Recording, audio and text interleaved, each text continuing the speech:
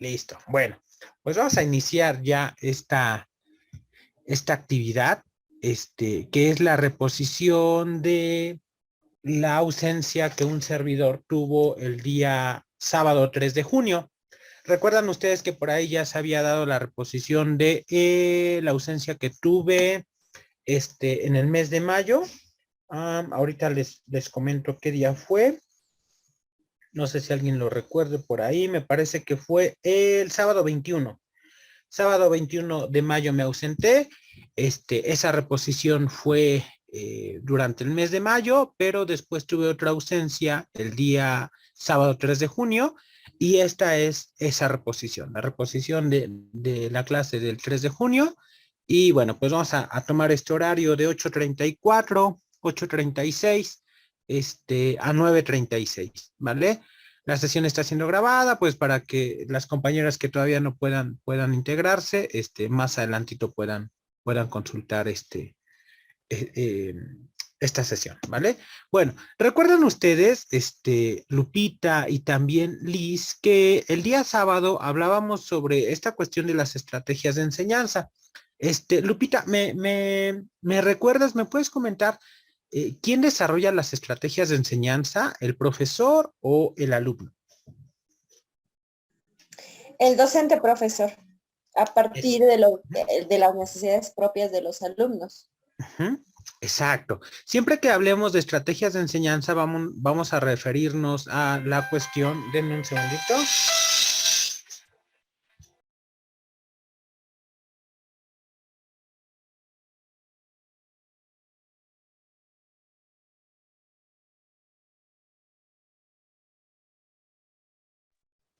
Ya, listo. Siempre que nos referíamos a la cuestión de estrategias de enseñanza, debemos tener claridad que son todas estas acciones, de proceso que realiza el docente pensando en el cumplimiento de ciertos objetivos planteados. Y siempre que nos refiramos a las acciones que realiza el alumno, vamos a entender estrategias de aprendizaje, ¿vale? La clase pasada estábamos hablando sobre esta cuestión que tienen en común las estrategias y las técnicas. Recuerdan ustedes que unas estaban centradas más en el proceso y otras estaban centradas mucho más en los objetivos, ¿vale? Como en la parte final del por qué o para qué el proceso, ¿va? Bueno, habíamos comentado estos tres momentos de la cuestión de la enseñanza, que era el método individualizado, el método de socialización y por último el método de globalización.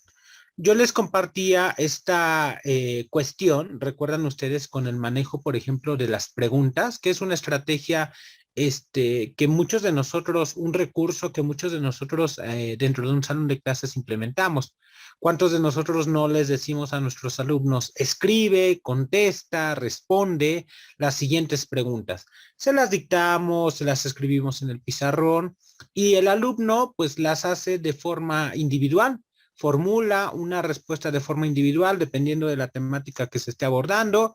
Pueden ser respuestas que surjan desde sus propias experiencias, por ejemplo, en las materias de ética, arte y demás. Pueden ser preguntas que tengan que ver con la necesidad de realizar una investigación que tiene que ver a lo mejor con historia, ciencias, ¿no? ¿En qué año se suscitó la Revolución Mexicana, ¿no? Obviamente el pequeño, el alumno, pues no tiene la experiencia de la Revolución Mexicana, pero pues puede investigar. O bien hay otras preguntas que tienen que ver con la resolución de problemas. ¿No? O sea, si tenemos 8 manzanas y nos comemos 4 manzanas, entonces, ¿cuántas manzanas tenemos, no? Bueno, pues eso tiene que ver con otras áreas como lo son las matemáticas, ¿no? Bueno, el lenguaje inclusive. En este sentido, yo les comentaba que, pues muchos de nosotros nos quedamos en la cuestión de lanzar la pregunta y esperar a que el alumno dé una respuesta y hasta ahí, ¿no? Revisamos la respuesta y demás. Una cuestión que es recomendable es pasar por estas tres fases del método de enseñanza. Lanzo la pregunta y el alumno la responde de forma individual. Después, bueno, pues quizá la comparte con otro compañero. Algo que es como una recomendación muy personal es cada que trabajen con preguntas, trabajen en parejas. Respondes tu pregunta y después nuestra compañera Lupita le comparte la respuesta a nuestra compañera Eli, ¿no? Ven qué tienen en común, en qué se diferencian. Y por último, una vez que ya se hizo la parte de la socialización, nos vamos a la cuestión de la globalización, que tiene que ver con un proceso mucho más amplio, ¿no? En este caso, una socialización grupal. No es lo mismo socializar con un par, con una compañerita o un compañerito, que socializar, pues, desde luego, con eh, un, con un grupo, ¿vale? Bueno, ¿qué otra cosa recuerdan? ¿Qué otra cosa recuerdan de la clase pasada? Liz, Eli. También estábamos hablando sobre la interdisciplinariedad, la Ajá, multidisciplinariedad, lo transversal y lo multigrado, que era exacto. que en todo esto se podía ver un solo tema, pero obviamente cada uno en su ramo. Claro, sí, y esos conceptos, reitero, todavía no los quiero abordar porque la verdad es que están súper interesantes, es como un cartucho que todavía no me quiero quemar, pero los vamos a ver un poquito más adelante, porque muchas veces confundimos estos procesos, estas actividades que como profesores desarrollamos, ¿no? Reitero, otra confusión que vamos a ver un poquito más adelante es la cuestión del trabajo colaborativo y el trabajo cooperativo, ¿no? Que no es lo mismo. No es lo mismo un trabajo colaborativo que un trabajo cooperativo. Y normalmente nosotros los metemos en el mismo costal y les ponemos trabajo en equipo, ¿no? O sea, porque hizo algo él y con Liz, entonces eso es trabajo colaborativo o es trabajo cooperativo. Pero como no me sé la diferencia, pues entonces simplemente digo que fue un trabajo en equipo. Y cada uno de estas categorías educativas en los procesos de enseñanza tienen especificaciones muy, muy precisas. Bueno, pero vamos a pasar a esta cuestión que tiene que ver con las estrategias de enseñanza que recaen sobre la figura del profesor. ¿Ok? Recuerden ustedes que hay ciertos modelos educativos, ciertos proyectos educativos que hacen énfasis en esta necesidad de quitar al profesor del centro del proceso. Es decir, muchas veces nosotros nos consideramos, les hago esta comparación, los rockstar, ¿no? De la escuela. El profesor es la estrella casi, casi, y los alumnos son como nuestros fans, ¿no? Entonces, es como que si nosotros fuéramos el centro de atención en un salón de clases. Lo ideal, de acuerdo, por ejemplo, con modelos como el constructivismo o el socioconstructivismo, pues es que el profesor sea un engranaje más en el proceso de la construcción del conocimiento.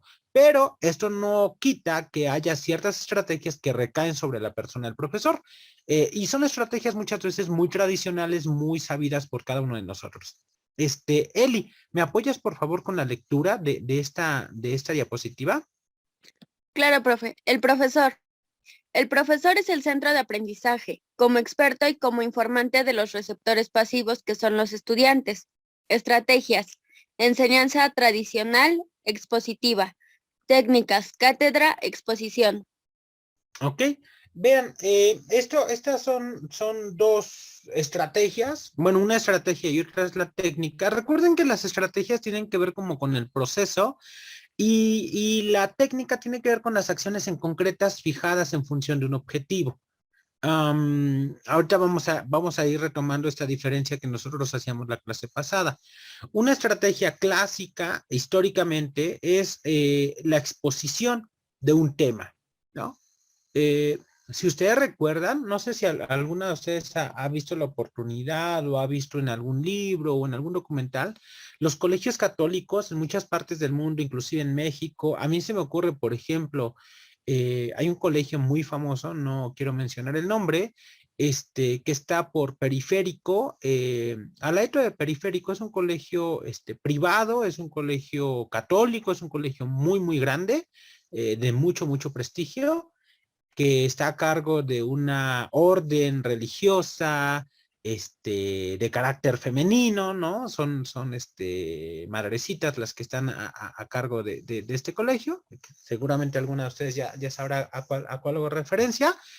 En su interior, en los salones, tienen dos escalafones. Los alumnos están como a un nivel, el piso en el que están las bancas de los alumnos está como a un nivel, y el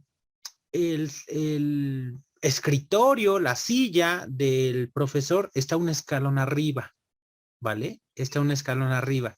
E inclusive, déjenme decirles, hay algo bien curioso, que hay un tercer escalón en el que está en cada salón una crucecita, ¿vale? Voy a colocar por acá algo así, ¿no? O sea, es como que si en esta primera rayita están los alumnos, sí se ve, ¿verdad, Lupita?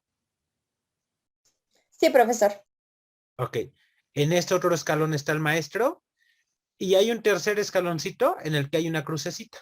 Bueno, tiene que ver con todo un simbolismo, ¿no? O sea, inclusive del número 3 dentro de la religión católica y demás. Pero el punto es que el profesor está separado de los alumnos, ¿no? O sea, los alumnos están a un nivel y el profesor está por encima de ellos, ¿no? Asumiendo nuevamente esta figura como del rockstar que les platico. Y entonces, una técnica clásica de la forma expositiva es la cátedra. Eh, ¿Ustedes han escuchado que en ocasiones a los maestros les llaman así catedráticos? Sí, sí te has escuchado, sí les ha tocado escucharlo, Alicia. Profesor. Sí, ¿verdad, Lupita? Muy bien. De hecho, Sí, déjenme más como darles un dato. en cuestiones, lo he escuchado, perdón, profesor, lo he escuchado, pero ya como su nivel muy alto de, Ajá. pues de Como en conocimiento, digámoslo universidad, así. ¿no? Ándele, exactamente. Ajá, como es mucho, por ejemplo, yo lo escucho en el ambiente del derecho. En lugar de profesores dicen catedráticos. Bueno, ahí les va un dato curioso, de acuerdo a propósito de esto. La palabra cátedra hace referencia, bueno, catedreia o catedrai hace referencia a la silla. Catedreia es el nombre de la silla que utilizaban los griegos. En este momento, pues todos y cada uno de nosotros, me imagino, estamos sentaditos, ¿no? En algún banco, en alguna silla, en algún sillón. Estamos, en términos estrictos, haciendo catedreia, ¿no? Entonces, los catedráticos eran justamente, como dice Lupita, estas personas que sentados tenían la capacidad de, mantener la atención de otras personas. ¿Han visto, por ejemplo, las personas religiosas, los padrecitos, que después de dar un sermón o demás, muchas veces van y se sientan cuando hacen las lecturas en la iglesia? O las personas así como de autoridad que se sientan. Bueno, en ese sentido ellos podrían ser catedráticos, ¿vale? Bueno, entonces, esta es un primer conjunto de estrategias. Obviamente no es como la más recomendable, compañeras. Eh, Esto no es como lo ideal, ¿no? En un profesor, tener una estrategia expositiva, pues no es como lo mejor del mundo, ¿no? Pero desde luego es algo de lo cual no nos podemos desafanar. Vámonos rápidamente por otra.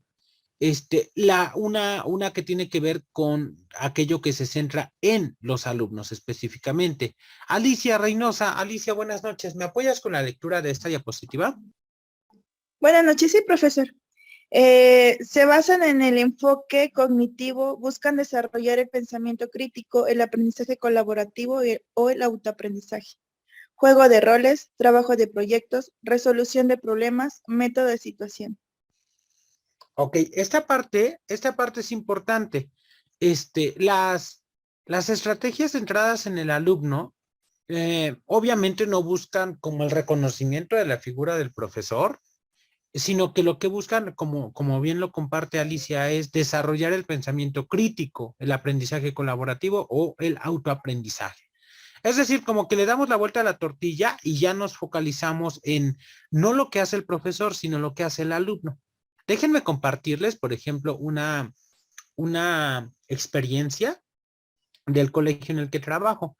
Eh, para la entrega de planeaciones, nosotros tenemos, y hasta sería muy bueno que ahora les compartiera, pero no tengo uno a la mano y me va a tardar unos minutos a abrir alguno. Pero bueno, voy a más o menos explicarles por acá con un pequeño dibujo. Soy pésimo dibujando, pero vamos a hacer lo posible. Imaginen que esta es la hojita, esta que les estoy marcando. Y nuestro formatito viene dividido en 3 bloques. 1, 2 y 3, ¿no? Como en tres columnas. Nuestro formato de planeación. En el primero, en el que les voy a marcar con amarillo, acá se colocan de cada sesión, los datos. El propósito, el tipo de sesión, el tema, el número de la sesión, el título, como todo lo general, ¿no? Después viene un apartado en nuestro formato de planeación, que es el de en medio, que es el que hace el maestro, lo que hace el maestro. Entonces nosotros ahí ponemos, se coloca o se lanza la instrucción de que los alumnos se pongan en equipos, ¿no? Punto número 2, se postulan las siguientes preguntas detonadoras, y se solicita a los alumnos que las copien en su libreta. Punto número 3, serán 5 minutos para que respondan estas preguntas. Punto número 4, se socializa y demás, ¿no? Todo lo que hace el maestro.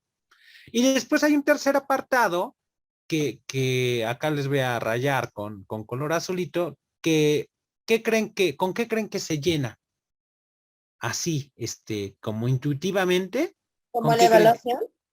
Con la evaluación, en parte, sí, pero sobre todo el tercer aspecto, la tercera columna es lo que hace el alumno. Entonces, ahí colocamos qué es lo que va a hacer el alumno. Una cosa es lo que hace el profesor, pero otra cosa es lo que hace el alumno. Y entonces la forma tradicional de llenar este tipo de formatos, que muchas veces se llaman formatos de carácter holístico, porque justamente lo holístico tiene que ver con lo que hace el profesor, pero también con lo que hace el alumno. Y los formatos tradicionales de planeación la planeación es para mí como maestro, para mí como profesor. Entonces, como, ¿por qué rayos yo voy a escribir lo que tiene que hacer el alumno si el alumno nunca va a leer mi planeación, ¿verdad? Suena algo muy razonable. Pero, de acuerdo con este tipo de postulados, ¿no? Que dicen que el profesor no es el centro del proceso de aprendizaje, pues justamente eso se tiene que ver reflejado en la planeación. Y como porque en la planeación es lo que hace el maestro lo más importante. Lo más importante es lo que debe hacer el alumno. Bueno, les platico por qué saqué este comentario. Porque hay 2 formas de llenar este tipo de formatos. La primera, pues obviamente es poner acá lo amarillo en primer momento, después llenar en segundo momento lo que hace el profesor y en tercer momento lo que hace el alumno. ¿Ok? Pero esa es la forma equivocada. La forma correcta de llenar estos formatos es colocar primero los datos generales, pero después, en segundo lugar, colocar lo que hace el alumno. Y por último, lo que hace el profesor. Y la explicación es muy sencillita y tiene que ver con esto. Si yo primero coloco lo que voy a hacer y después establezco lo que ustedes van a hacer, como que las forzo. Como que yo ya dije lo que voy a hacer en mi sesión y entonces, pues lo que ustedes van a hacer está en función de lo que yo ya planeé. En cambio, si yo quiero que ustedes hagan algo y primero me pongo a pensar en lo que ustedes van a hacer y en función de eso, yo me muevo, yo me adapto a eso que ustedes van a hacer. Entonces, mi parte, la parte del llenado del profesorado es lo último que se hace. Bueno, pues con esto tiene que ver estas estrategias centradas en el alumno. Estrategias que tienen que ver ya en términos concretos, por ejemplo, con los juegos de roles. Les di un ejemplo en la clase pasada en qué materia es muy, muy usual que se practican juegos de roles. ¿Alguien recuerda? ¿No? Juegos de roles tiene que ver cuando cambiamos de identidad, cuando nos inventamos personajes, cuando decimos, es como cuando jugamos de pequeñitos a la casita, ¿no? Y entonces alguien dice, yo soy el papá, y yo soy la mamá, y yo soy el hijo, ¿no? Y yo soy el abuelito. Esos son los juegos de roles. ¿En qué materia creen que se prestan mucho estas estrategias? ¿O en qué campo disciplinar? ¿no? Por ejemplo, yo las he visto perfectamente aplicadas en En lenguaje. las sociales, profesor. Exacto, en sociales, en lenguaje, ¿no? Y puntualmente en la materia de inglés.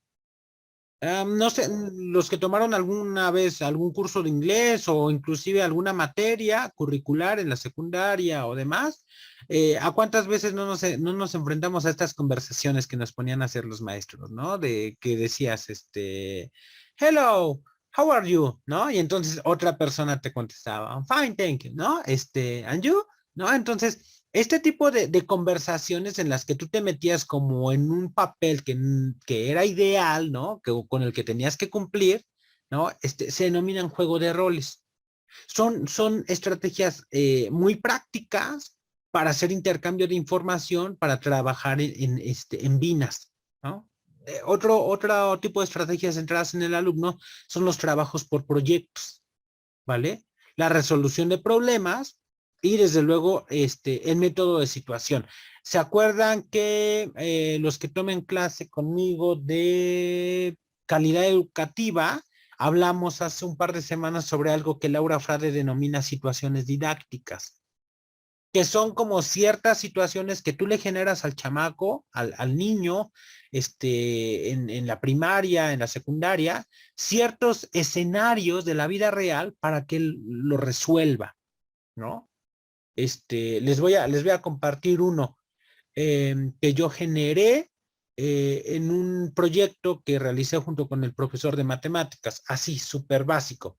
Resulta que el profe de matemáticas estaba trabajando plano cartesiano en primero de bachillerato y yo tenía en ese momento un curso de artes. Entonces estábamos viendo la importancia de los museos y demás. El escenario, piensen, ¿cómo podrían trabajar plano cartesiano, la ubicación de puntos en un plano cartesiano y algo que tenga que ver con los museos? Bueno, la situación didáctica consistía en lo siguiente, a muy grandes rasgos. Eh, algún familiar, ¿no? O el amigo de algún primo visitaba la ciudad de Puebla y tenía solamente una tarde para poder salir a caminar por las calles del centro histórico. Entonces, debía visitar, pues para empaparse de la cultura, los museos más importantes de nuestro centro histórico. Pero para ello debía trazar una ruta que le ayudara a optimizar los tiempos. Las calles de la ciudad de Puebla son calles perfectamente encajables con el análisis del plano cartesiano. O sea, son calles, por ejemplo, que van numeradas, que tienen una posición norte, sur, poniente y oriente, ¿no? O sea, que son puntos que se ubican en el plano cartesiano. Entonces, la situación didáctica tenía que ver con que nuestros alumnos generaran una ruta para la visita de los museos más importantes en la ciudad de Puebla. ¿A cuál le convenía ir? ¿Por dónde tenía que comenzar su ruta? Entonces ya ellos seleccionaban, pues para mí los museos más importantes son el Museo Amparo, el Museo de la Evolución y el Museo Barroco y el Museo de los Ferrocarriles. Bueno, me conviene comenzar por el Museo del Barroco e irme al Museo de los Ferrocarriles, después al Amparo y por último al de la Evolución. Obviamente no me conviene visitar el Barroco y después trasladarme al de la Evolución y después irme al de los Ferrocarriles y terminar en el Amparo. Bueno, con esto tiene que ver una situación didáctica, más o menos, ¿no? Con el escenario, no es la pregunta clásica de, investígame 5 museos en la ciudad de Puebla.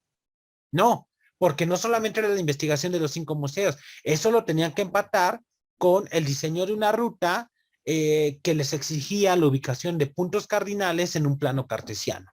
Entonces, esto en algún momento nos puede pasar a alguno de nosotros. ¿Cuántos de nosotros no hemos ido al centro y tenemos que hacer diferentes actividades?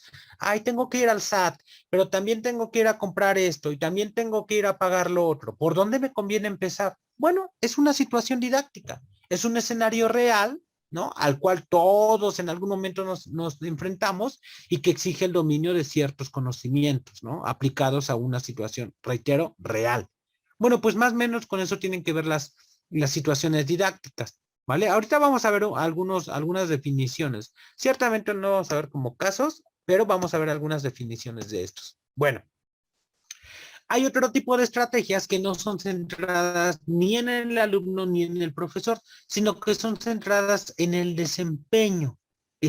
Andrea Yamilet, Andrea, ¿me apoyas por favor con la lectura de esta diapositiva?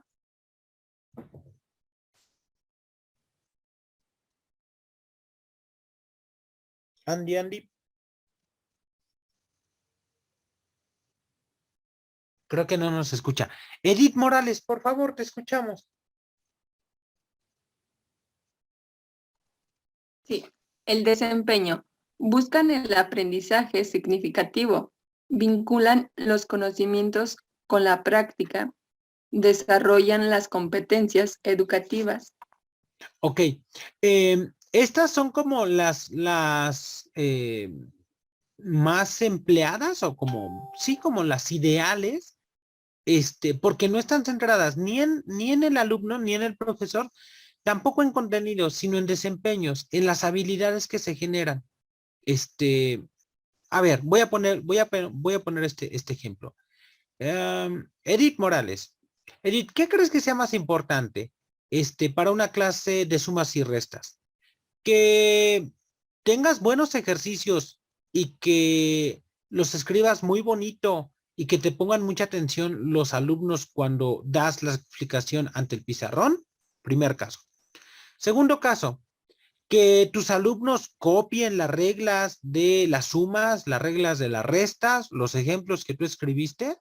O tercer caso, que a lo mejor los alumnos, Edith, ni te pusieron atención como tú pensabas, ni tomaron los apuntes, pero después de la clase, cuando van a la cooperativa y pagan con un billete de 50, saben perfectamente cuánto les deben dar de cambio. ¿Qué nos dirías, Edith? Que lo más importante, bueno, me iría por la 3, porque lo están desempeñando, lo están viendo y realizando en la vida cotidiana y a lo mejor no le ponen tanto atención en lo que se plasma en un pizarrón, pero sí lo llevan a cabo en la vida real. Claro, o sea, no es una estrategia o no te interesa que el profesor sea el centro, inclusive tampoco te llega a interesar, a lo mejor, o sea, que hayan trabajado, ¿no? O sea, que a lo mejor, pues ya resolví mis sumas y mis restas y ahora voy a compartirlas con mi compañerito de al lado y toda esta cuestión de la socialización centrada en el alumno, sino más bien lo que nos interesa es el desempeño, o sea, ni siquiera es el aprendizaje del tema. Tampoco es esta cuestión de, pues ya entendí que siempre que le quites a un número par o le restes a un número par, un número impar, te va a dar como resultado otro número impar. No, o sea, no nos interesa eso. Me interesa observar, saber que mi chamaco cuando pagó con un billete de 50 y compró una chuchería de 7 pesos, sabe que lo que le restan son 43, independientemente de si sabe que eso es un número impar o un número par, ¿no? Entonces, estas estrategias están centradas en acciones que perduran y que muchas veces ni siquiera son evaluables en el momento. ¿Por qué? Porque ¿qué es lo que evaluamos en este caso, Edith? Lo que vamos a evaluar es la toma de apuntes. ¿Estás de acuerdo? Lo que vemos en la clase, pues es que el alumno tomó apuntes o no tomó apuntes, puso o no atención. Pero a lo mejor la cuestión de la clase termina en un momento, pero cuando él va a la cooperativa y compra y entonces sabe perfectamente cuánto le dan de cambio, eso ya no entra dentro del proceso de evaluación que ocurrió en tu clase. Eso está fuera. ¿Por qué? Porque los desempeños, las estrategias basadas en los desempeños no son evaluables a corto plazo, sino son evaluables a largo plazo. Por eso es que, por ejemplo, compañeras, las competencias en educación media superior tienen algo que se llama atributos, ¿vale? Atributos o desempeños, porque una competencia es muy grande. Y entonces tengo la competencia, pero abajito tengo ciertos atributos, porque es prácticamente imposible evaluar un desempeño en una sola clase. Y es prácticamente absurdo pensar que podemos evaluar una competencia. No, lo que se evalúan son los desempeños, pero ni siquiera se evalúan en una sola clase. Por eso recuerden que las estrategias siempre tienen que ver con el proceso. Las técnicas tienen que ver con acciones concretas, pero las estrategias tienen que ver con el proceso. Por eso dice desarrollan, buscan, vinculan. No son acciones concretas, compañeras, ¿vale? Vámonos rápidamente por la siguiente. Las estrategias basadas en el grupo, ¿no? Una cosa es decir que, por ejemplo, a mí me interesa el profesor, otra cosa es decir que me interesa el alumno, que me interesa lo que Nancy en particular haga, pero otra cosa es decir que me interesa lo que las compañeras de cuatrimestre de pedagogía hagan, ¿no? Ya no estoy centrándome ni en Adri, ni en María del Rosario, ni en Nancy, ni en Andrea, sino estoy centrándome en el grupo. María del Rosario, por favor, ¿nos apoyas con la lectura de estas? Sí, profesor. El grupo. Se intenta motivar y hacer dinámico el aprendizaje. Se comparte la información, se discute y se determina el conocimiento del tema siempre en grupo. Una clásica. ¿Qué se les ocurre? Hay algo así muy característico. Así como para las estrategias centradas en el alumno tenemos el trabajo por proyecto, el intercambio de roles o el juego de roles, en las estrategias basadas en el grupo hay una clásica que se presta perfectamente para ciencias sociales. A ver, les voy a decir, legalización del aborto. Cuando se trabajan esos temas en ética, ¿qué se hace normalmente?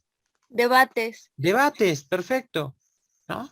Ahí no estás evaluando la posición de uno en concreto. Estás evaluando el discurso, la actitud, la postura de grupos. O sea, por eso dice, se comparte la información, se discute y se determina el conocimiento del tema siempre en grupo. Clásico, ¿no? Que a ver, de aquí para acá, del 1 al 20, van a fijar una postura a favor. Escriban unos 2 argumentos cada uno, después hagan team back, compartan sus argumentos y del 20 al 40 van a fijar una postura en contra. Y lo mismo, 2 argumentos en contra de la legalización del aborto de forma individual, después hacen team back, comparten y al final en un tercer momento va un equipo contra el otro, ¿no? Y vamos a tener rondas de preguntas, rondas de respuestas, participación diferida, ¿no? Y entonces cada uno va a fijar una postura. Ahí está, otra estrategia, ¿no? Que perfectamente, reitero, es muy aplicable para el tema de ciencias sociales. Yo la llevo a la práctica, por ejemplo, cuando tengo materias de ética, cuando tengo materias de filosofía, cuando tengo materias de arte. En matemáticas, en ciencias es un poquito más complicado, pues porque ni modo que los pongamos a debatir sobre cuál es el resultado de 8 por 4, ¿no? A ver, tú vas a decir y a defender que 8 por 4 son 10 y tú vas a decir y a defender que 8 por 4 son 32, ¿no? Y a ver quién gana. Pues obviamente no se puede, ¿no? Pero en ciertas disciplinas, claro que sí, ¿vale? Estrategias, basadas con, pues, un poco redundantemente en el proceso, ¿vale? Adri Romero, ¿me apoyas por favor con la lectura de estas estrategias basadas en el proceso? Sí, profesor.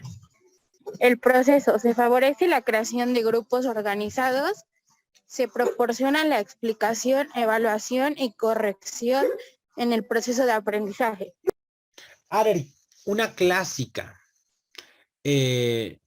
Cuando un profesor no quiere dar su clase, ya tenía profesores así que no querían dar la clase, llegaban el primer día de las sesiones, nos decían, este es el temario, hagan equipos de 3, y nos ponían a hacer algo para que él no diera la clase. ¿Qué era, Adri? Abrir el libro. Abrir el libro, exposiciones, ¿no? ¿No nunca les tocó? A mí me tocó que no quería dar la clase y decía, pues abran su libro y lean tal página. Ajá, o sea, como de forma individual, ¿no? Pero Sí. en este caso a mí se me ocurre, las exposiciones son estrategias de proceso, ¿no? ¿Por qué? Y podrían ser inclusive para algunos Yo he escuchado que algunos las defienden. Se va a terminar la sesión, pero volvemos a ingresar a esta misma liga. Profesor, Las- también sí. había veces en que decían, investigue este tema y mañana lo explicas. Exacto, exacto. Y muchos defienden, y digo defienden porque para mí no es lo correcto, defienden a las exposiciones como estrategias de intercambio de roles o de juego de roles. Porque dicen, es que casi le estoy enseñando a mis alumnos lo que es ser profesor. Y pues sí, muy cómodo, ¿no? El profe se pone como alumno. Entonces, algunos dicen, eso es intercambio de roles o juego de roles. Yo digo más bien son estrategias de proceso. Ojo, no estoy diciendo que las exposiciones sean.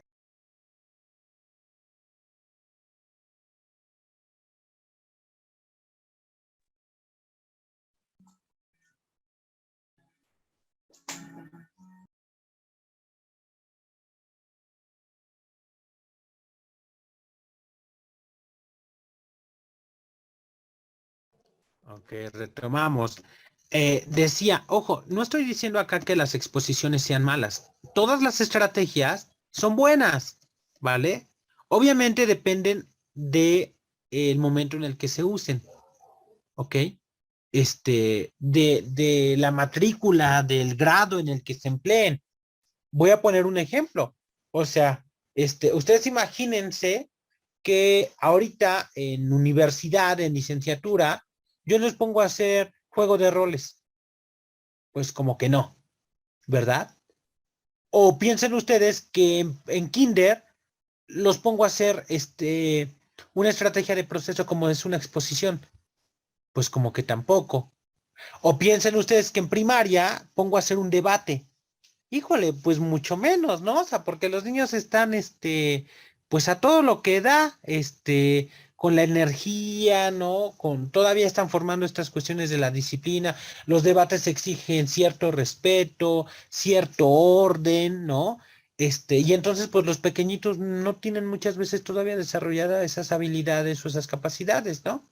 De saber escuchar, de argumentar. Entonces, las estrategias no es que sean buenas o malas, simplemente son adecuadas o inadecuadas, dependiendo del momento en el que nosotros nos encontremos, dependiendo del tema. Reitero, piensen ustedes que soy maestro de matemáticas, en universidad, en una carrera de ingeniería y quiero hacer un debate sobre tal ecuación o tal método de comprobación o de demostración. Pues como que no se presta. Ah, pero si soy un maestro de inglés en la carrera de enseñanza del inglés, pues perfectamente puedo aplicar este juego de roles. Ah, o si soy un profesor de pedagogía y estamos viendo conductismo y humanismo, pues perfectamente puedo aplicar una estrategia como lo es el debate. O si soy un maestro de pedagogía y estamos viendo un curso sobre historia de la pedagogía, pues perfectamente puede hacer una estrategia de proceso como lo es una exposición. A ver, Lupita, a ti te toca exponer a la cultura, la paideia griega. A ver, Eli, a ti te toca exponer el humanismo romano. A ver, Edith, a ti te toca exponer la ilustración francesa, ¿no? Y entonces, sí se puede, pero dependiendo de la temática, ¿no? Y del momento en el que nos encontremos.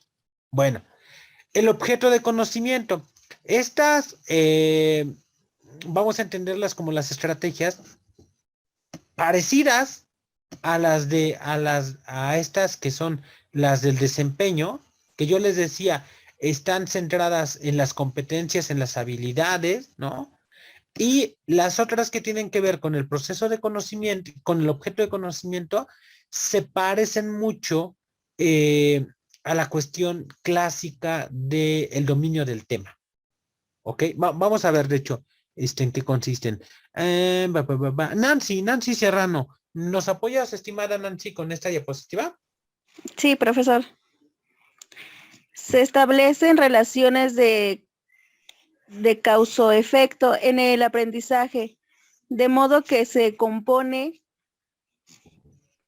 perdón, profe, ¿Que se que se compare? Ajá. compare, comprenda y evalúe la información. Se busca el dominio conceptual de un tema. Ok. Ojo,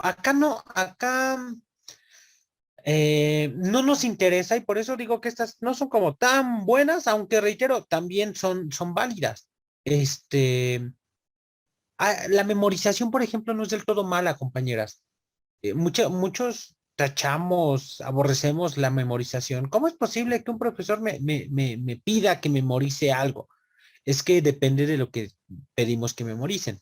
Si yo pido que memoricen los ríos del continente europeo, pues como que habría que preguntarnos si soy pescador o si voy a vivir en Europa cuando sea grande o si soy navegante, ¿no? De otro modo, pues simplemente es una memorización cultural. Ah, pero yo les pregunto, por ejemplo, cómo se aprendieron las tablas de multiplicar? Nancy, ¿tú cómo te aprendiste las tablas de multiplicar? Memorizándomelas. Memorizándolas, ¿verdad? Muchas, sí.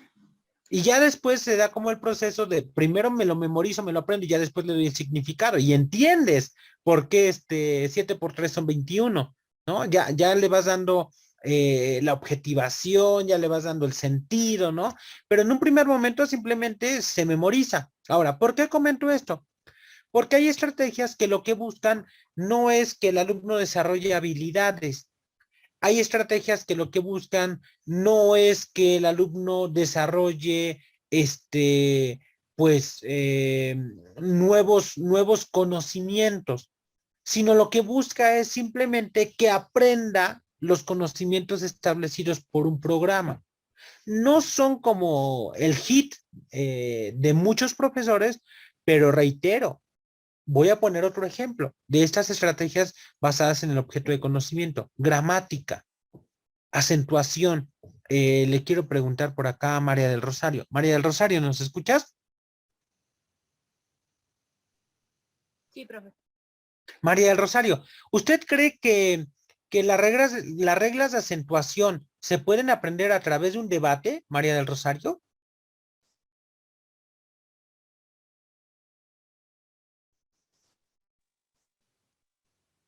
Bueno, yo creo que no, porque es algo que, bueno, lleva mucho, o más que nada lleva un orden, ¿no? Tiene Exacto. un orden como tal. Entonces, Es, creo que eso es algo que ya no se puede como que debatir.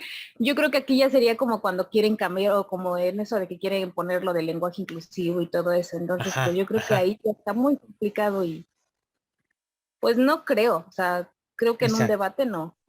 Claro, es obvio porque no es debatible, ¿verdad? O sea, ni modo que un niño diga, yo digo que las esdrújulas, voy a defender la tesis de que las esdrújulas se acentúan así y las graves se acentúan así. Pues no, ahí lo que conviene, por ejemplo, es, a ver, chamacos, pues eso, les voy a dictar, ¿no? El dictado, la definición de conceptos son estrategias basadas en el objeto de conocimiento y son válidas, compañeras, son válidas. O sea, ¿cuántos de nosotros no aprendimos así conceptos, definiciones de palabras que desconocíamos a partir del dictado? Ojo, si toda la vida me la voy a pasarle dictando a mis alumnos, pues como que no vamos a llegar a buen puerto.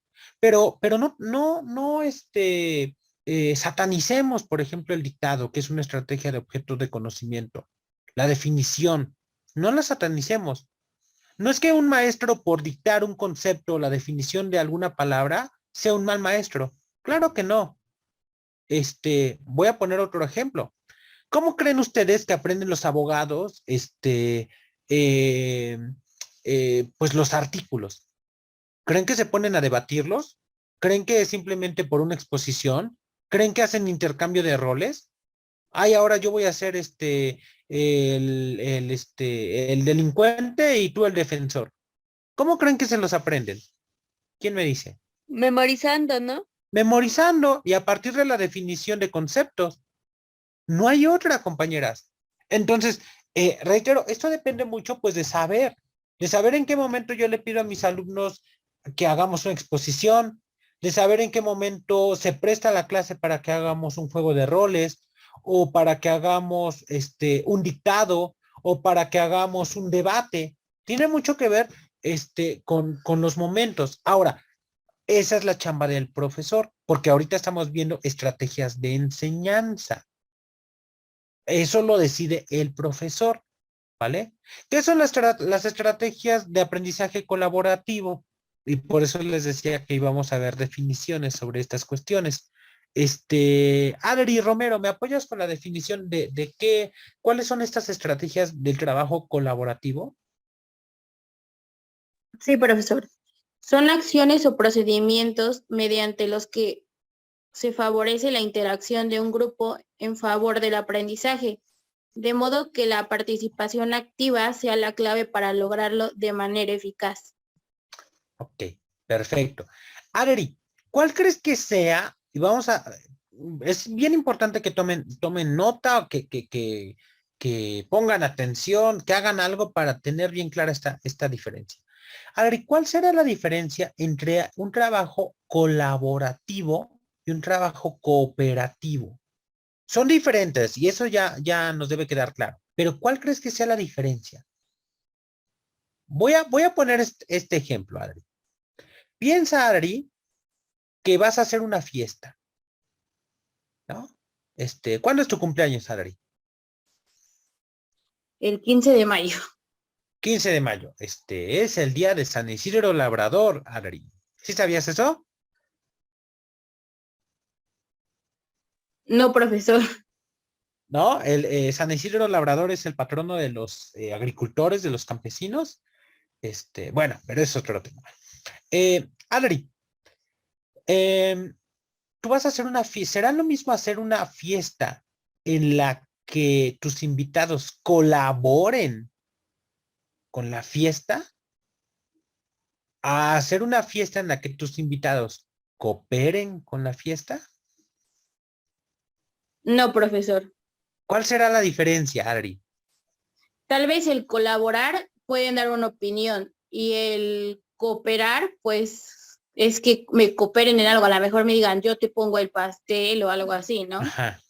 Ajá, exacto. O sea, la parte colaborativa, y por eso digo que son cosas bien diferentes, es cuando hay un involucramiento de todos los procesos. No sé si les ha pasado. Dividen el tema. Les toca hacer un ensayo. Y el equipo es Adri, Edith, Andrea y Nancy. Y entonces a Nancy le toca poner el dinero para la impresión y hacer la portada. A Adri le toca hablar sobre la introducción, a Edith sobre el desarrollo y a Andrea sobre la conclusión. Llega el día de la exposición y eso, Nancy presenta al equipo, pega los papeles en el pizarrón, Adri da la introducción, Edith el desarrollo y Andrea la conclusión. Y yo le pregunto a Andrea algo que tiene que ver con la introducción del tema. Y Andrea me dice, profe, pero es que eso no me tocó a mí, eso le tocó a Adriana. Y le digo, bueno, vale, a ver, Edith, coméntame, ¿por qué colocaron ese título en la portada? No, profe, es que eso le tocó a Nancy, yo me encargué del desarrollo. Cuando yo vi el título ya estaba. Eso es trabajo cooperativo. Es como cuando a la fiesta de Adri llegamos y le digo a Adri, Adri, yo te pongo los refrescos, acá están los refrescos y ya, ¿no? O sea, es la bronca de Adri qué de comer, es el asunto de Adri, quién ponga la música, yo llego, pongo mi parte y me desvinculo. No me involucro en lo demás. Eso es trabajo cooperativo. El trabajo colaborativo es cuando Nancy, que hizo la portada, claro, hizo la portada, pero tiene una idea y tiene una claridad y me va a saber responder algo que le haya tocado a Andrea en la conclusión. Y cuando Andrea, porque hizo la conclusión, también sabe cómo se llegaron a esas conclusiones porque conoce la introducción que dio Adri y el desarrollo que dio Edith. El trabajo cooperativo es el que solamente participa en una parte del proceso. El que pone el pastel, el que pone el refresco, llega, come y se va.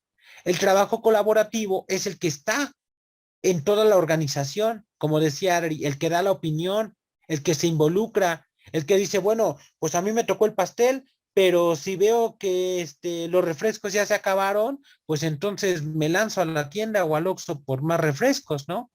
¿Sí se entiende cuál es la diferencia entre lo colaborativo y lo cooperativo? ¿O no?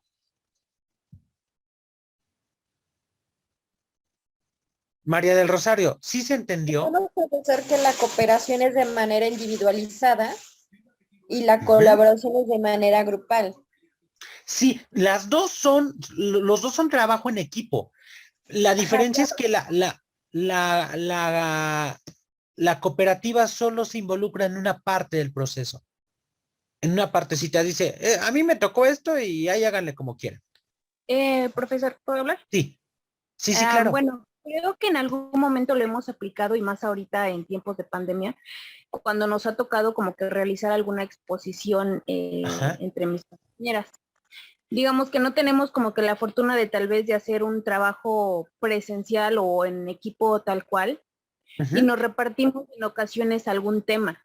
Ajá. Entonces, al último ya solo nos enviamos a lo mejor el archivo completo, pero ya nos repartimos. Sí, de hecho, Ajá, en algunas ocasiones pues nos ha pasado porque pues no, pues vivimos muy lejos o claro, no hemos como que realizarlo así de manera pues presencial y en el equipo tal cual, ¿no? A claro. lo que es como cuando, digamos, estamos de manera presencial en el salón. En el caso, por ejemplo, no sé, tal vez ahorita ya no mucho, pero por ejemplo en primaria o en secundaria que nos dicen formen equipos y van a investigar ahorita este tema y pues ahorita en plena clase, no sé, van a realizarlo y pues yo creo que ahí ya se trabaja como que de manera más colaborativa. Colaborativa.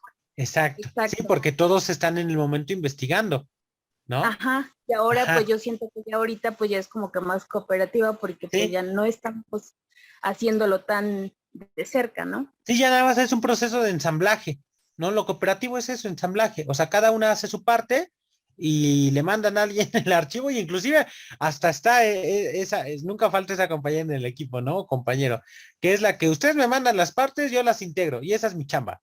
O ustedes me mandan las partes y yo lo imprimo y esto fue lo que hice, ¿no? Entonces, sí, en efecto, esa es la diferencia, que el trabajo cooperativo se involucra en todo el proceso, perdón, el cooperativo se involucra en una parte del proceso y el colaborativo conoce todos los procesos, todas las partes de la exposición, los temas, ¿no? Los dos son trabajo en equipo, pero esa es la diferencia, ¿ok? Bueno, ¿cuáles son las características del trabajo colaborativo? Vamos a ver las que son algunas especificaciones de esto que ya comentamos. Le pedimos ahora a ver quién nos apoya, Lupita Alvillo, ¿nos apoyas con estos 6 puntos? Sí, profesor. ¿Cuáles son sus características? Trabajo en equipo, participación activa, interacción y colaboración, responsabilidad individual y grupal, interdependencia positiva, habilidades interpersonales. Ok, ¿qué tiene que ver con esto? O sea, el trabajo colaborativo pues no es el que dice, pues yo hice mi parte y ahí a ver cómo hace la otra, ¿no? O sea, ¿qué pasa, por ejemplo? Y de esto se da uno perfectamente cuenta cuando se trabaja en exposiciones. Em, Vuelvo al punto. Lupita, Eli y Andrea van a exponer un ensayo sobre el constructivismo. Y entonces Lupita era el desarrollo, Andrea la introducción y perdón, Lupita la introducción, Eli el desarrollo y Adri las conclusiones. Y entonces resulta que que Eli ese día no va. El profesor se va a dar cuenta perfectamente si fue trabajo colaborativo o cooperativo. Si fue trabajo colaborativo, aunque Eli no haya ido, Lupita y Adri sacan las papas del fuego y saben del tema. Pero hay ocasiones en las que dicen, ay, profe, es que Eli no vino. Y pues es que a ella le tocaba esta parte, así es que pues ni modo, la exposición está mocha, porque no hay participación activa, porque fue una participación individual sin una responsabilidad grupal, ¿no? No hay una independencia, ¿no? No hay una interdependencia, sino hay una independencia, hay un trabajo individualizado. ¿vale? Vámonos rápidamente con la siguiente. Aprendizajes basados en problemas. Rapidísimo porque nos quedan 7 minutitos. Van a dar 9:28, pero como esperamos unos minutitos, 9:36 terminamos, ¿vale? Eli, ¿nos apoyas con los aprendizajes o más bien las estrategias basadas en problemas? Sí, profe. Se problematiza con base para el aprendizaje. El conocimiento se desarrolla mediante la observación, el análisis y la evaluación. Se centra en el alumno. Ok. Esto tiene que ver, ahorita va a haber uno más adelantito que es el de basado en casos, pero basado en problemas. Los problemas es cuando se exige una respuesta, ¿vale? Por parte, pero más que una respuesta, una solución por parte del alumno. Voy a poner este ejemplo. Un problema sería en la materia de ética o en economía o en bioética o en algo vinculado con estas áreas, que en este salón de clases, voy a colocar por acá, que en este salón de clases en el que existen 9 personas, solamente tenemos 6 butacas. 6 butacas para 9 personas. ¿Cómo? A ver, ustedes díganme cómo distribuimos esas 6 butacas entre 9 personas. Ese es un problema, porque exige la solución de parte de ustedes. Habrá quienes me digan, Lupita me puede decir, profe, pues yo digo que los que lleguen primero, ¿no? Si la clase es a las 8, pues si llega alguien 7:50 y agarró su butaca, pues ni Pepe, está bien. Él iba a decir, no, profe, pues es que yo creo que más bien las mujeres somos las que debemos tener acceso a esas 6 butacas. Bueno, perfecto. Pues ni modo, que el profe se quede parado. Adri podría decir, no, profe, yo creo que las butacas se deben otorgar en función de la autoridad. Entonces el profesor, aunque llegue tarde, pero debe tener un lugar porque es el profesor. Y de ahí en fuera, las otras 5 butacas a las compañeras de mayor edad. ¿No? Bueno, ese es un problema. Las estrategias basadas en problemas suponen un problema. ¿Cuál es la respuesta correcta?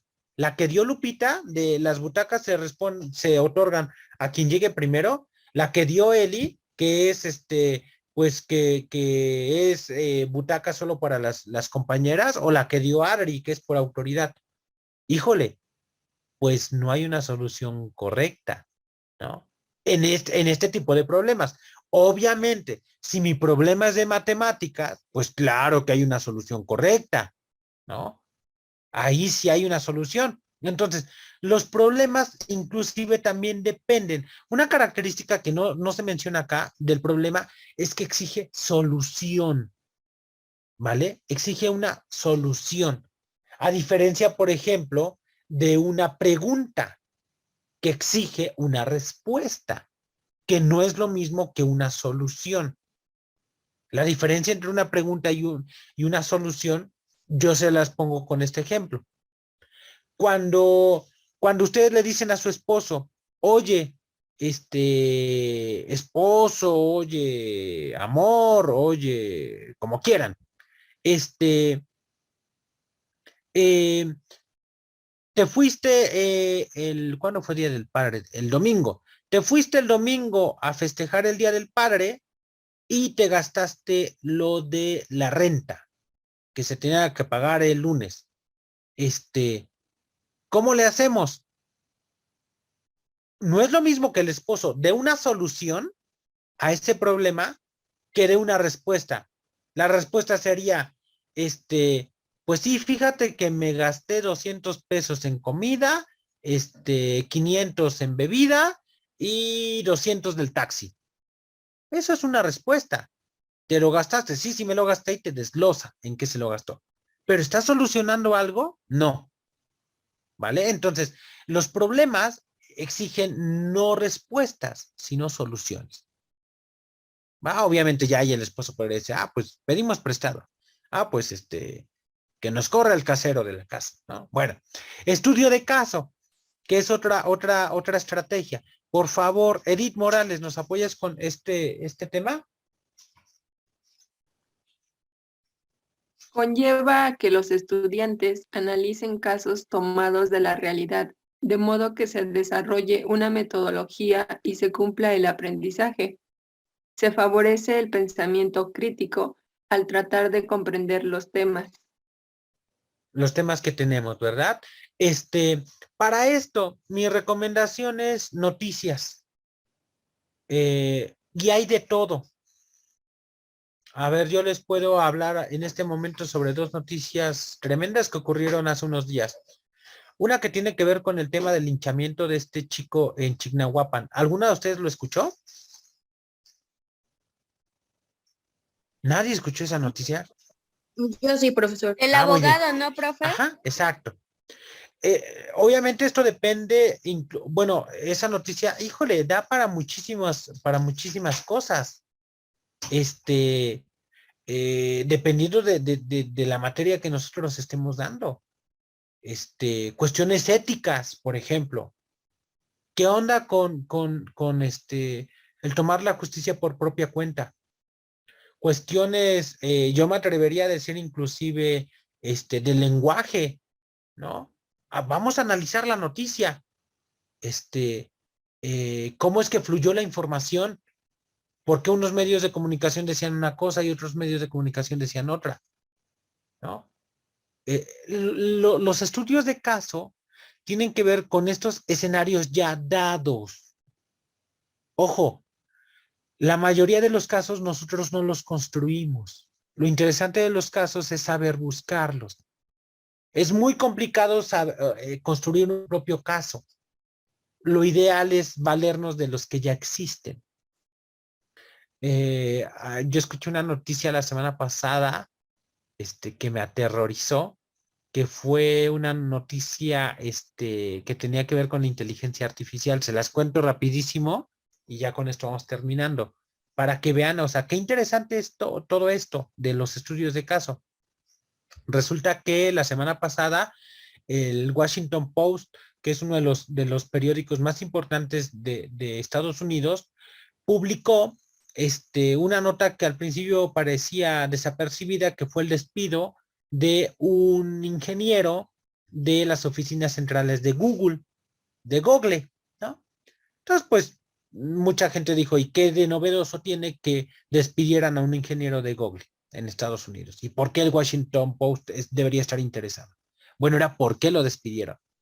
Resulta que esta persona mostró evidencias, capturas, conversaciones que él mantuvo con uno de los programas de las computadoras madre de la oficina central de la empresa. Este cuate muestra en este periódico evidencia de que uno de estos programas de Google o de Google, de las computadoras madre, las que dan el sustento a todo el programa a nivel internacional, a nivel mundial, comenzó a tener una conversación autónoma con él.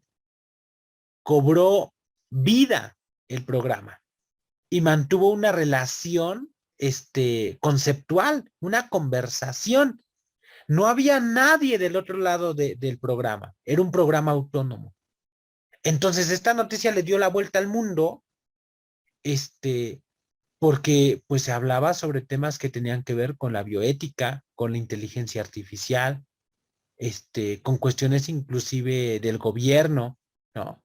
Bueno, perfectamente esto se puede trabajar para cualquier materia. Es un caso, es algo que ya está dado. El tema de la escasez del agua en Monterrey. Bueno, pues eso se puede analizar desde el tema de la química, desde el tema de la biología, desde el tema de la economía, de la cuestión de la matemática, ¿no? Entonces, el estudio de casos son estas estrategias que se fundamentan en situaciones ya establecidas, ¿vale? Y bueno, por último, Web Kids. Por favor, Lupita Alvillo, nuevamente nos apoyas, Lupita, con este último, bueno, penúltimo, porque falta otro, con este penúltimo, punto. Claro, profesor. WebCat. Se busca que los estudiantes busquen y desarrollen la información que pueden obtener de Internet. Se crea un documento como resultado del aprendizaje colaborativo. Ok, hay una aplicación que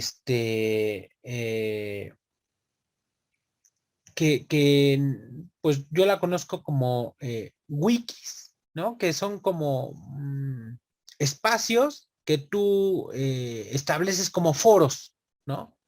Que tú estableces para que los alumnos hagan investigaciones por su propia cuenta y después las coloquen ahí.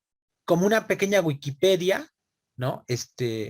Pero muy, muy, muy académica, ¿no? Y, por ejemplo, estos funcionan en grupos grandes, ¿no? O sea, entonces, tú les pides que hagan su tarea y los chamacos colocan sus tareas en un espacio digital en el que todos pueden consultar la tarea de otros, ¿no? O sea, no es como la clásica en la que tú les dejaste la tarea, llevan la tarea y el único que revisa la tarea es el profesor, sino que tú dejas la tarea, pero la tarea ni siquiera es para ti, profesor, sino es para que otros la consulten, ¿vale? Y bueno, por último, juego de roles, que ya lo habíamos rápidamente comentado hace un momento, que es, se interpretan personajes dentro de una situación de modo que los actores planteen resolver un problema, hagan intercambio de información, no necesariamente la resolución de un problema. Se involucra activamente a los participantes y a los observadores. El juego motiva la comprensión del problema, ¿vale? Bueno, compañeras, pues estas fueron algunas, acá están las referencias del material. Estas fueron algunas estrategias de enseñanza. La próxima clase, el día sábado, vamos a comenzar con las estrategias de aprendizaje, ¿no? Que tienen que ver con todas estas cuestiones, mapas mentales, cuadros sinópticos, resúmenes, paráfrasis, que realiza ya no el profesor, sino el alumno para apropiarse de contenidos, para desarrollar habilidades, para generar respuestas, para proveer soluciones, ¿vale? Pero eso lo vamos a ver la próxima clase, ¿vale? Bueno, dudas, preguntas, algo que quieran compartir o comentar. ¿Hay una estrategia mejor que otra para ti, Eli? No, profe, bueno, todas nos pueden ayudar en un momento a otro siempre y cuando las sepamos establecer de forma adecuada. Claro, ¿verdad? O sea, no es una cuestión de que una es mejor que otra, sino simplemente una es más idónea en un momento que otra, ¿no? Y reitero, depende de en qué nivel estemos, si es primaria, si es preescolar, si es secundaria, si es bachiller, si es universidad, depende de la materia que tengamos, e inclusive muchas veces depende hasta de la propia personalidad de uno mismo, ¿vale? Bueno, pues vamos a dejarlo hasta acá, compañeras. Muchísimas gracias por prestarse a esta dinámica el día de hoy. Ya con esto cerramos la reposición, ya no tenemos otra, ya nos vamos seguidito para el día sábado, y recuerden que el sábado hay evaluación, ¿va? Así es que va a abrirse muy tempranito la pestaña con el examen para que ustedes tengan todo el sábado para realizar esa pequeña evaluación. Son 10 preguntitas, son opciones múltiples, así es que no se me angustien, ¿ok? Bueno, Gracias, profesor. gracias a ustedes. Gracias, profe. Buenas noches. Buenas noches, descansen. Hasta luego, profe. Hasta Hasta luego. mañana, profesor. Hasta mañana. Profesor, Cuídense. gracias. Bye.